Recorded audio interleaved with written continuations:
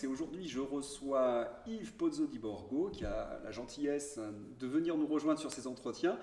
Et nous avons décidé de parler de l'actualité et notamment de la Russie, puisque il y a cette épopée de Prigojine qui sera évidemment au menu de cette vidéo.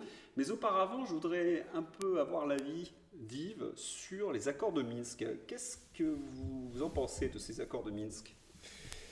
Oui, alors pour qu'on comprenne, parce que pour que vos auditeurs ou les gens qui regardent sachent, je suis sénateur et j'étais celui au Sénat qui entre 2004 et 2017 ait fait pratiquement tous les rapports qui concernaient l'Ukraine. Et donc je suivais, notamment dans mes compétences sénatoriales, ce qui s'est passé aux accords de Minsk et autres. Alors, je crois qu'il est important, alors nul ne peut évidemment contester le fait que c'est la Russie qui a envahi l'Ukraine et qui évidemment n'a pas respecté le droit international, mais je crois qu'il est important pour la compréhension des choses de remettre cela en perspective, et notamment en ce qui concerne les accords de Minsk. Il faut savoir que dans les années 91, enfin les années 89, quand l'Union soviétique a explosé, vous avez toutes les républiques soviétiques qui organisaient des votes chez eux pour savoir s'il fallait rejoindre la Russie, qui était à l'époque le grand pays de l'Union soviétique, ou s'il fallait être indépendant. Donc il y a eu dans les années 91 beaucoup de votes. Le premier vote a été en Crimée, qui était un vote d'ailleurs qui était séparé du vote qui a eu lieu en Ukraine. Et la Crimée a voté pour être une région russe indépendante de l'Ukraine. Fin 91, l'Ukraine également vote et dit on est indépendant et tout ça se passe bien. En 94, vous avez ce qu'on appelle les accords de Budapest, dans lesquels, autant que je ne me trompe pas, il y avait l'OTAN, il y avait la Russie et puis il y avait l'Ukraine. L'accord était le suivant, la Russie garantissait à l'Ukraine ses frontières, et en contrepartie, l'Ukraine redonnait à la Russie toutes ses têtes nucléaires avec l'accord de l'OTAN. À l'époque, l'OTAN et la Russie avaient de bonnes relations. Il faut savoir aussi que de 89 à 2001, la Russie était quand même sous dépendance américaine. C'est l'Amérique, ce sont les réseaux américains qui dirigeaient un peu la Russie. Et en 2005, la Crimée, qui était un peu indépendante, rejoint en fait l'Ukraine. Et lorsqu'en 2014, après ce qu'on a, Poutine, peut-être à tort, appelle le coup d'État de Médan, mais en même temps, il n'a pas si tort que ça, puisque Victoria Nuland, qui était la responsable de tout ce dossier ukrainien dans l'administration américaine, a reconnu devant le Sénat que le coup d'État de Maïdan avait coûté, je ne sais pas, écoutez bien le chiffre, c'est dans le Sénat, c'était il y a un an, je crois, retrouver les choses, 1 milliard de dollars pour faire ce coup d'État, 5 milliards de dollars pour faire ce coup d'État, c'est-à-dire pour retirer à la Russie qui contrôlait l'Ukraine le pouvoir. Et ils ont fait partir le président qui était sous influence russe. Et alors, ce qui s'est passé, évidemment, il y a eu de la part du président Poutine une sorte de paranoïa et de crainte en disant mais si l'Ukraine vient maintenant et sous dépendance américaine, sous influence américaine, et on le voyait, moi-même je suis allé en Ukraine après Maïdan, et c'est vrai que j'étais à l'époque membre de l'OSCE et du Conseil de l'Europe, et c'était les réseaux américains qui contrôlaient tout ça, la sécurité de l'OSCE, c'était eux qui géraient ça. Et donc j'ai bien vu que les Américains avaient pris le pouvoir en Ukraine. C'était déjà, ils contrôlaient tout. Et Poutine, craignant cela, a dit, mais il a eu peur, d'après ce que j'ai compris, hein, il a eu peur qu'en Crimée s'installe une base de l'OTAN. Et donc il a envoyé des troupes, et puis en 24 heures, je crois que la Crimée est devenue... Oui, il faut rappeler qu'il y avait une grande base maritime russe qui était en Crimée. Qui était en Crimée, Sébastopol, bien sûr. Donc si vous voulez, pour eux, pour la Russie, déjà, qui avait déjà vu l'accord de 89 entre Bush, président de la République, enfin président américain, et Gorbatchev, qui était de dire que l'OTAN devait rester à ses frontières. Or, l'OTAN avait énormément progressé. Et on voyait bien, là, l'OTAN s'était énormément étalée malgré les promesses qui avaient été faites aux Russes. Et donc, Poutine envahit l'Ukraine, ça s'est fait sans effusion de sang. La moitié des militaires ukrainiens ont dit mais nous, on est russes, on n'est pas ukrainiens. Il y a eu un vote qui a été contesté par par l'ONU, mais qui était vraiment incontestable, qui montrait que 95% des Criméens se sentaient russes. Bon, peu importe l'histoire. Et après ça, si vous voulez, dans le Donbass, parce qu'il faut savoir que l'Ukraine, c'est pas un pays unique. L'Ukraine, il y a les Slaves et puis les non-Slaves. Et puis les Slaves, c'est 45 à 50%, disons 45%, 40-45% de la population, qui sont surtout dans l'est de l'Ukraine, c'est le Donbass et le Lugansk, fait toutes ces régions-là.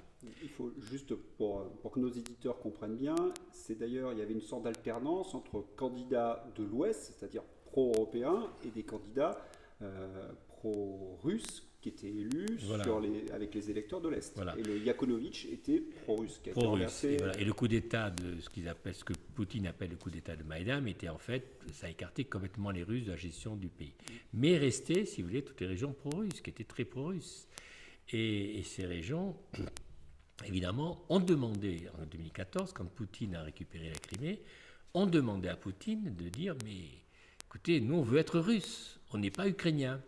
Et Poutine leur a dit non, vous ne pouvez pas venir en Russie parce qu'il y a les accords de 94, que je rappelais, les accords de Budapest, dans lesquels la Russie a promis de garantir et a garanti les frontières ukrainiennes. Donc vous êtes ukrainien, vous restez ukrainien. La seule chose que je vais faire, parce qu'évidemment il y a des tensions entre les régions russes et puis les régions de Kiev, je vais voir avec les Occidentaux, notamment avec la France et l'Allemagne, sans passer par les Américains, si on peut négocier ce qu'on appelle les accords de Minsk, c'est-à-dire de dire, voilà, nous, les régions russes restent dans l'Ukraine, mais elles ont un statut d'une plus grande indépendance, un petit peu comme la Catalogne en Espagne ou comme les régions italiennes ou les régions allemandes. C'est un petit peu ce qu'était l'accord de Minsk. Et cet accord de Minsk, en fait, ça s'est fait d'ailleurs à l'initiative du président Hollande, notamment en juin 2014, ça s'est fait à la Réunion, vous savez, quand on fêtait les 70 ans de la fin de la guerre. Et là, il y a eu un accord qui a été vraiment fait c'est un accord européen, c'est-à-dire la France et l'Allemagne, et les Russes. Est-ce que vous avez été témoin de ces accords? Alors ces accords, je les ai suivis juste en tant que sénateur, mais par contre, le 6 décembre 2014, là j'étais un acteur, non pas un acteur, mais un observateur un peu plus proche, parce qu'à l'époque j'étais président du groupe d'amitié d'Asie centrale, et le président Hollande va au Kazakhstan, en fait, pour négocier avec Nazarbayev, qui était le président du Kazakhstan, un accord, afin de voir à quelle mesure Nazarbayev pouvait aider les Occidentaux pour arranger les accords de Minsk qui patinaient un petit peu. C'était le 6 décembre 2014. Et là, donc, je vais donc à Astana, on a une grande soirée le soir, puis dans la nuit, on va à Almaty, et le lendemain matin, tout le monde devait repartir en France. Et là, le président Hollande, j'étais avec un de mes collègues sénateurs, s'approche de nous deux et dit, écoutez, bon... vous ne partez pas en France, je suis obligé d'aller à Moscou négocier avec le président Poutine la finalité des accords de Minsk, parce qu'il va y avoir un Conseil européen le 15 février 2015, c'est-à-dire 2 mois plus tard, et donc je suis obligé d'aller voir Poutine pour vraiment que l'on vraiment termine ces accords. Et il dit en plaisantant, d'ailleurs, c'était un peu le charme du président Hollande. Et puis, comme j'aurais besoin d'otages, je vous amènerai comme otage. Alors, bon, c'était très sympathique, ça avait un côté un peu sympathique, et puis c'est toujours l'humour du président Hollande. Et donc, on est allé à Moscou, dans l'avion présidentiel, et le président Hollande est descendu avec son équipe pour négocier. Nous étions restés dans l'avion présidentiel. Et ça a duré 4-5 heures, je ne sais plus très bien combien de temps, mais ça a duré assez longtemps. Et bien après, on a vu de l'avion, puisque nous, on était restés dans l'avion avec mon collègue sénateur, on a vu revenir le président Hollande, accompagné par le président Poutine, et dans la gestuelle, on a senti qu'il y avait une sorte de complicité. Bon, c'était une impression, peut-être que je me trompe. Et le président Hollande, quand il est rentré, puisque nous étions, nous, les sénateurs, devant son appartement présidentiel de l'avion, il est passé devant nous, et c'est là qu'avec mon collègue, je me permets de dire au président Hollande, est-ce que nous pouvons, comment ça s'est passé les choses? Est-ce que le président, c'est pas trop confidentiel? Est-ce qu'on peut parler avec vous? Et très gentiment, il a dit oui, oui. Il nous a dit plusieurs choses que ça, je ne les raconterai jamais. Mais surtout, il nous a dit que ça a été très dur, mais c'était positif. Et puis à la fin, on a passé 10 minutes à discuter là-dessus. Enfin bon, des choses confidentielles que je ne dirai jamais. Mais, et après, il dit voilà, maintenant je vous laisse, je dois appeler Merkel, et voilà, Angela Merkel, et puis le président Obama. Voilà. C'était juste une photographie. Et puis, quelques temps après, vous aviez le 15 février le Conseil européen. Et là, le conseiller du président Hollande me fait venir une semaine après, le 15 février, à l'Élysée, où j'étais avec un de mes collègues socialistes qui suivait aussi avec moi les problèmes ukrainiens et les problèmes russes. Et le conseiller nous raconte comment c'était passé. Nous avions déjà nos informations. Parce que moi, j'étais à l'époque vice-président du conseil de la Commission des affaires européennes, donc je savais un peu ce qui se passait à l'Europe. Et là, il nous raconte l'histoire. Et pendant presque trois quarts d'heure, une heure, il nous raconte la façon dont Hollande et Merkel s'étaient battus vigoureusement contre l'influence américaine qui, par le biais des Anglais, des Polonais, des Pays-Bas, essayait de casser les accords de Minsk. Et à la fin, ils sont arrivés à les imposer. Et d'ailleurs, en contrepartie, Hollande, à l'époque, je ne sais pas si vous vous souvenez cette histoire de frégate russe, a lâché la frégate russe pour que ses adversaires ne le contestent pas. Et le Conseil européen, à l'unanimité, les Anglais compris, a validé les accords de Minsk. Le problème, c'est qu'à partir de là, eh bien, les accords de Minsk n'ont pas été appliqués. Et ce sont les Ukrainiens qui ne les ont pas appliqués. Parce qu'il fallait tout simplement, à l'époque, que les Ukrainiens fassent une réforme constitutionnelle chez eux, c'était juste au Parlement de le faire, pour pouvoir permettre aux régions pro-russes de rester dans l'Ukraine, mais être un peu indépendantes, un petit peu comme la Catalogne. Et ça, ils ne l'ont pas fait. Et là, je pense qu'il y a une grosse responsabilité de la France et de l'Allemagne, et surtout du Conseil européen, qui a validé ces accords de Minsk. Et ce Conseil européen a quand même validé le fait que l'on donne entre, disons, 2017 et 2022, plus de 17 milliards d'euros à l'Ukraine. Nos impôts, les impôts européens, alors qu'il aurait suffi de dire on vous donne 17 milliards, bien sûr, pour vous aider, puisqu'il y avait une convention, mais en contrepartie, vous respectez votre signature. Et là, je crois qu'il y a une responsabilité. Ce n'est pas dédouaner le président Poutine, ni les Russes, de ne pas avoir respecté les accords internationaux et d'être entrés en ça, il n'y a pas question. Mais il y a quand même une co-responsabilité des Européens qui est très forte là-dessus. Et c'est pour ça que c'est d'autant plus surprenant quand on voit que les Européens se sont lancés, exactement les plus grands fauteurs de guerre, qui se sont lancés dans des sanctions, mais qui sont complètement folles, plus de 12 000 à 15 000 sanctions contre les Russes, qui se retournent d'ailleurs contre nous, comme chaque fois. Bien sûr. Mais voilà. Et c'est là où je crois qu'il y a une grosse responsabilité de cette Commission européenne et des Européens. Mais alors, pourtant, il y a un paradoxe. On a entendu à la télévision que François Hollande et Merkel dire qu'ils ont laissé gagner du temps les Ukrainiens. Qu'en pensez-vous? Alors moi, si vous voulez, je vous raconte ce que j'ai connu. Bien sûr. Avec Hollande et avec son cabinet, son conseiller qui m'a fait venir pour me raconter pendant une heure les exploits de Hollande et de Merkel qui avaient réussi à imposer les accords de Minsk. Écoutez, je ne connais pas plus. Je dis simplement ce que j'ai connu. Alors c'est pour ça que quand j'ai eu ces déclarations de Merkel et de Hollande, je suis resté un peu stupide. Mais je ne peux dire que ce que j'ai connu. Voilà. Ou alors, il y aurait peut-être une hypothèse, mais ce n'est qu'une hypothèse, elle n'est pas évidemment accréditée, c'est qu'ils auraient retourné un petit peu leur veste, c'est qu'ils auraient suivi le narratif atlantiste. Je pense notamment Merkel, elle a une telle pression, parce que c'est quand même elle qui a négocié les accords, c'est quand même elle qui a négocié Nord Stream 2. C'est quand même elle qui a eu, elle a été obligée, le problème de Merkel c'était ça, c'est qu'elle a été obligée sous l'influence écologiste de supprimer le nucléaire. Mais on avait besoin du gaz, il n'y a plus de gaz. Eh bien, elle est passée, rappelez-vous, cette histoire, elle a passé 5 jours à Homs, c'est Homs, je crois, je ne dis pas de bêtises, avec Poutine, pour négocier le Nord Stream 2. Et moi, en plus de ça, je me souviens, j'étais avec Mestrallet, c'était la veille du Bataclan, Mestrallet, président d'Engie, me fait venir avec lui pour aller voir Miller, le président de Gazprom, à Saint-Pétersbourg. Et dans l'avion, juste à côté de lui, il me raconte qu'ils allaient, avec Miller, valider le Nord Stream 2. Miller, le patron de Gazprom, et qu'il avait vu Hollande la veille, et Hollande avait validé le Nord Stream 2. C'est-à-dire qu'Engie, à l'époque, avait décidé, je crois, de mettre 1 milliard dans cette affaire. Donc, je n'étais pas un acteur, mais j'ai été observateur de tout cela. Et c'est vrai que dans cette affaire, on a bien vu, si vous voulez, que Merkel a été obligée, pour sauver l'économie l'économie allemande, de passer un accord avec Poutine pour avoir beaucoup plus de gaz. Et Nord Stream 2 était vraiment un tuyau Merkel-Poutine. Je vous dis, ils ont passé... Avec des fonds français. Avec des fonds français, bien sûr, mais comme les fonds allemands et des fonds français. Je crois que nous, on a mis 1 milliard. Il me semble que c'est 1 milliard, je ne vais pas dire de bêtises.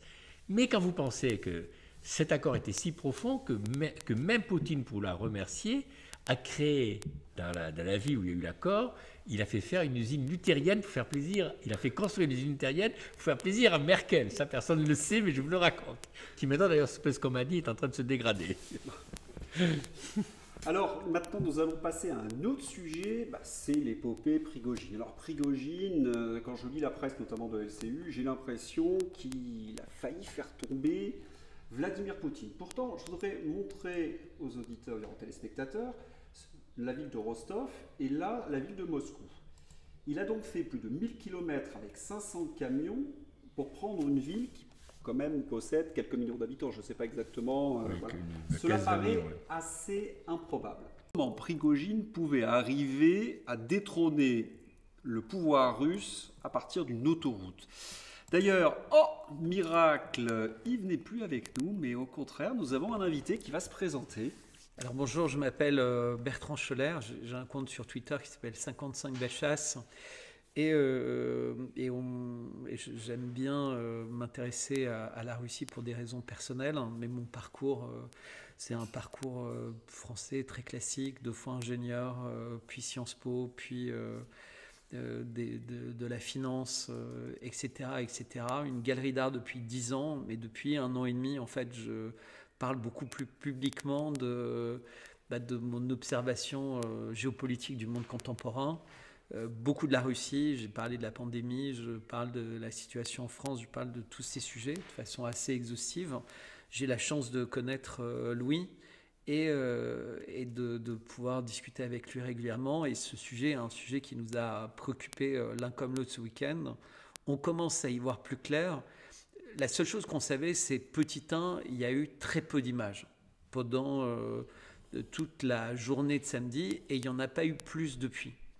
Il y a eu peu d'informations qui étaient fiables parce que si on écoutait les médias mainstream, que ce soit en France, on sent qu'ils se sont ridiculisés, mais les personnes qui se sont le plus ridiculisées sont toujours à l'antenne. Et la troisième chose, c'est qu'on avait eu des déclarations de Prigojine qui annonçaient que ses troupes étaient attaquées, etc. Et un discours très ferme de Vladimir Poutine où on sentait, si on a une connaissance assez fine de qui il est de la Russie, qu'il était sincère, qu'il était fâché et qu'il y avait véritablement un danger. Et on a vu d'ailleurs que ce danger, ce déséquilibre a essayé d'être exploité par l'ensemble des grands partis, c'est-à-dire que même l'OTAN, les États-Unis disaient on observe, mais évidemment tout leur réseau était en action pour essayer de profiter de cette étincelle pour créer un soulèvement. Mais comme tu le disais, Louis, comment Wagner en totalité c'est 25 000 personnes, dont une grande partie hors de Russie, puisqu'en fait ils sont présents sur tous les territoires du monde, et ce ne sont pas que des troupes au sol. Il y a beaucoup de logistique chez Wagner, il y a beaucoup d'informaticiens, il y a beaucoup de développeurs, etc.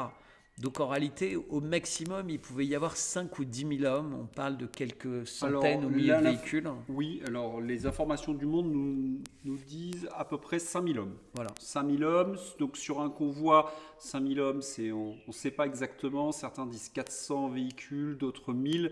Mais sur une autoroute, ce sont des proies faciles pour l'aviation et pour les hélicoptères.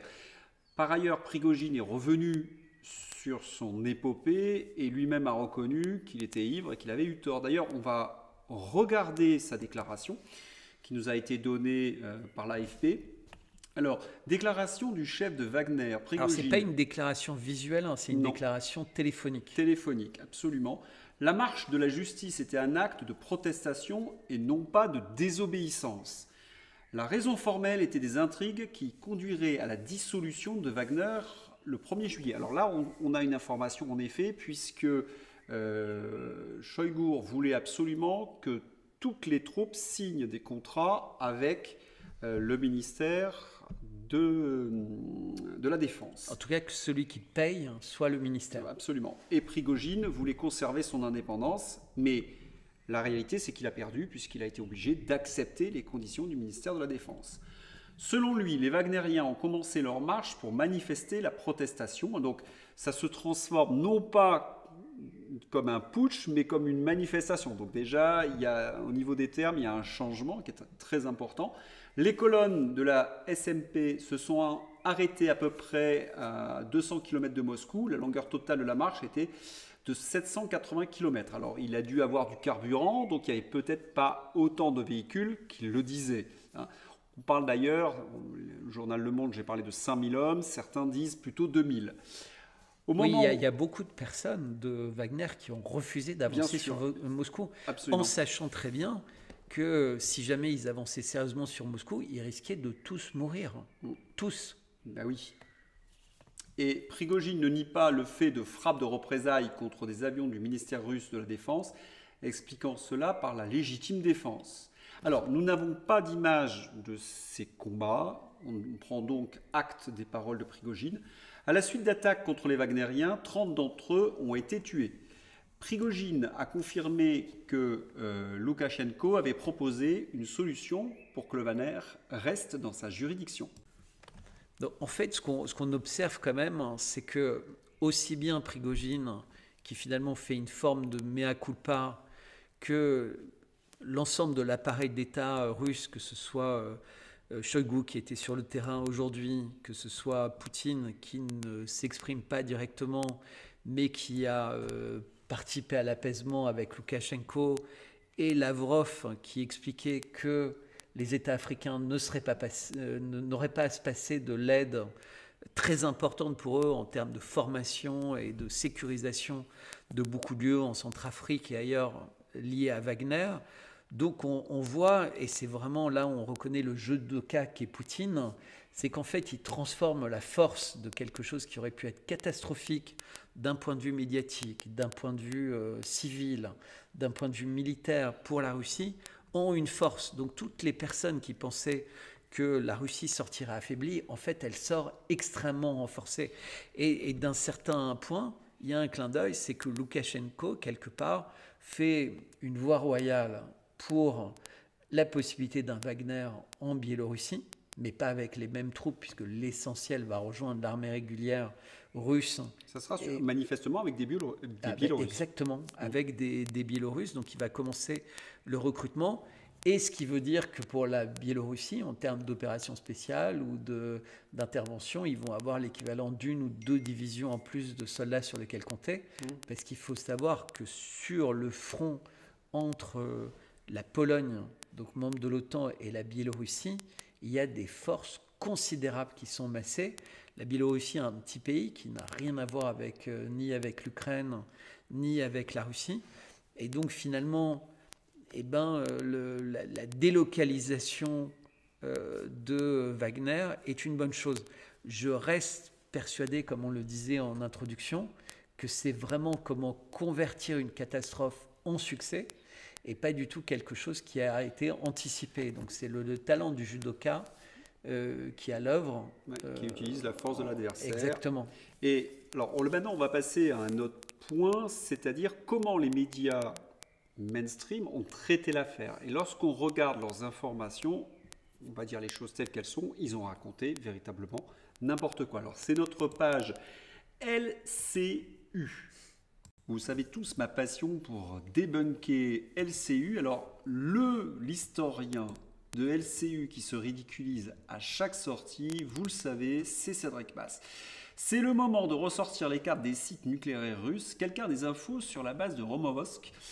C'est la plus grande base de Russie entre Rostov et Moscou. Il n'a jamais été question de la part de Prigojine de venir prendre des missiles nucléaires. Donc ils extrapolent comme si Prigojine allait lancer une attaque nucléaire sur Moscou. C'est ce qu'ils ont laissé entendre sur LCU. Et puis d'autres vont encore beaucoup plus loin. Je pense à cette intervenante qui est la sosie, la sœur jumelle de Poédi. Je pense que nous assistions au dernier jour de Vladimir Poutine en tant que président de la Russie. Bien sûr, cela semble assez évident. C'est là où nous devons absolument méditer ce qu'a dit Jean Cocteau, puisque ces mystères me dépassent, feignons d'en être l'organisateur. Alors là, vous savez qu'il y a une personne qui aime bien montrer qu'il sait les choses alors qu'il ne sait strictement rien. Vous avez certainement deviné, c'est notre ami Bernard-Henri Lévy, le client des entretiens. Prigojine était depuis des semaines et des mois en train de préparer son coup d'État. Qu'est-ce que tu en penses, toi Bertrand, que depuis des mois, des années, Prigojine préparait son coup d'État? Alors moi, je pense que Prigojine était particulièrement occupé par son métier de chef d'entreprise, où il était sur le terrain à Bakhmout, très présent au Venezuela, en Afrique. Et donc, il avait tout sauf envie de faire le moindre coup d'État. Mais effectivement, il était dans un bras de fer. Comme tu l'as évoqué tout à l'heure, il espérait que le bras de fer allait tourner en sa faveur, mais il a tourné dans la faveur de Shoigu, puisque c'était est-ce qu'une milice privée peut travailler pour l'armée russe en étant totalement autonome? La réponse a été non. Donc l'armée russe ne veut plus avoir de milices comme Wagner à ses côtés dans une opération spéciale ou dans une guerre. En revanche, l'armée russe n'a rien contre un Wagner basé en Biélorussie, mais qui est autonome. Il faut bien savoir que la Russie veut être un acteur important dans l'organisation du monde de demain, dans un monde multipolaire. Et c'est clair que avoir une espèce d'élément rogue comme Wagner, ça ne participe pas à la rendre extrêmement rassurante. Et on sait bien, en regardant l'exemple des Américains ou autres, que toutes ces forces très autonomes, finalement, elles prennent le contrôle des États. On a les troupes privées, les banques, le monde de la finance, etc. Quand ces gens deviennent trop puissants, ils sont plus puissants que les États. Et on a vu, c'était en train de se passer avec Prigojine, qui a pensé qu'il pouvait faire un bras de fer avec l'État russe et dire « faites ce que je dis, parce que sinon ça va barder ». Ce n'est pas possible, et la Russie vient dire non. Un État patriote, il doit être capable de gérer par lui-même les choses importantes. Prigojine a pensé qu'il avait une certaine popularité et qu'il pouvait capitaliser dessus. Voilà, la popularité, ouais, et en fin de compte, tout s'est écroulé. Exactement. Il a mesuré qu'il n'était pas... Mais c'est comme des joueurs de foot. Dans une équipe de foot, on a souvent le cas. Et les grandes équipes de foot, à chaque fois, elles leur disent écoute, t'es allé en boîte, t'es privé de match la prochaine fois. Absolument. Et les Américains donc doivent récupérer cet événement. C'est d'ailleurs Anthony Blinken qui va prendre son micro et nous affirme que le coup de force de la milice Wagner révèle des fissures réelles dans l'entourage de Vladimir Poutine. Bon, vous avez compris, ils essaient d'exploiter la faiblesse, entre guillemets, russe. Et puisque Blinken a parlé, vous connaissez le perroquet de Blinken, non? Vous l'avez jamais entendu? Eh bien, on va y aller. Notre président préféré, Emmanuel Macron. Le président a estimé dans une interview à la Provence que la mutinerie avortée d'Evgeny Prigojine avait montré la fragilité du pouvoir russe et justifié le soutien des Occidentaux à l'Ukraine. Alors, on aimerait comprendre quel est le rapport de la fragilité du pouvoir russe et le soutien des Occidentaux à l'Ukraine. On laisse ce mystère à Emmanuel Macron, mais vous remarquez qu'il reprend, mais vraiment presque mot pour mot, la déclaration de Blinken. Alors, on va terminer cette émission et c'est Bertrand qui va nous donner la conclusion. Bertrand, qu'est-ce que tu en penses de toute cette histoire? Moi, je pense que c'est une malheureuse histoire d'ego, comme souvent. Ça démontre au contraire la force et la stabilité du pouvoir en place russe et surtout leur détermination. Ils iront au bout de cette opération spéciale en Ukraine, et si l'Occident veut s'en mêler plus, ils iront jusqu'où il faudra pour se sentir en sécurité. Et contrairement à ce qu'affirment Emmanuel Macron et Anthony Blinken, c'est au contraire la solidité du système russe. Quel pays aurait résisté à ça? Exactement.